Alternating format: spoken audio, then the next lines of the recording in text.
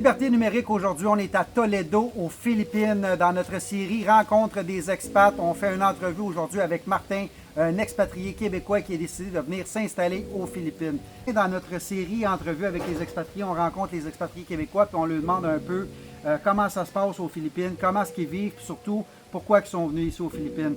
Est-ce que tu peux nous parler, toi, ça fait depuis combien de temps que tu es ici aux Philippines? Je suis ici officiellement depuis le 8 août 2023. Donc, je suis ici, quand je parle de façon officielle, c'est après avoir visité les Philippines par 2 fois. On part de vacances au mois de février 2022 et un mois. Et par la suite, je suis revenu, j'ai décidé de tout vendre, ma maison, mes affaires. Et en attendant que ça se fasse, je suis revenu une autre 3 semaines aux Philippines par la suite, au mois de mai, si je me souviens bien. Et plus tard, par la suite, j'ai fait le move définitivement le 8 août 2023. Fait que toi, tu es venu visiter un peu auparavant, tu avais encore tes choses au Québec, puis à partir de là, après quelques voyages, puis après avoir exploré puis visité, tu as décidé de t'en venir ici à temps plein. Lorsque j'ai eu la confirmation, j'étais aux Philippines, la confirmation que ma maison était vendue, je suis revenu au Canada, j'ai tout vidé, j'ai tout terminé et je suis revenu ici définitivement. Je dis définitivement, mais en fait, j'ai toujours un pied à terre au Québec parce que j'ai 2 enfants, donc c'est tout à fait naturel de vouloir retourner au Québec de temps en temps pour aller les visiter. Donc, mais je garde un pied au Québec. Quand on parle d'un pied au Québec, je parle bien sûr des avoirs bancaires, de mes comptes bancaires. On parle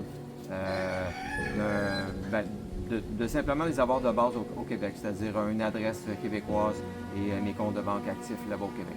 Fait que si je comprends bien, tu as encore techniquement ta résidence légale au Canada. Tu es encore résident canadien. Oui. Mais tu vis en permanence quand même et tu fais des allers-retours avec les Philippines. Idéalement, je vise un 3/4 de temps aux Philippines, puis là, un quart de temps au Québec. Super. Martin, pourquoi tu as décidé de t'en venir aux Philippines? J'ai décidé de m'en venir aux Philippines d'abord tout simplement parce que les Philippines, j'ai regardé le coût de la vie, j'ai regardé ce qui me rapproche de la nature. Est-ce qu'aux Philippines, on est plus proche de la nature qu'au Québec? Je suis pas prêt à faire un comparatif là-dessus, mais je peux vous dire une chose, c'est que moi, je sors de mon chez nous et juste savoir le background ici, on s'aperçoit que la nature est pas à quelques kilomètres, là, elle est carrément dans ma face à chaque matin. Donc moi, ça me fait sourire, ça me rend heureux de voir que je suis vraiment proche de la nature ici.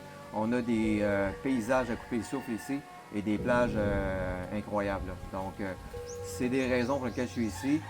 Aussi également, il y a une carrière quand même très accomplie. J'ai décidé de me prendre du temps pour les Philippines, puis prendre le temps de vivre. Parce qu'au Québec, comme partout ailleurs, lorsqu'on est dans un système où ce qu'on doit payer des impôts, des taxes à tout finir, on vient un moment, on devient surchargé, stressé.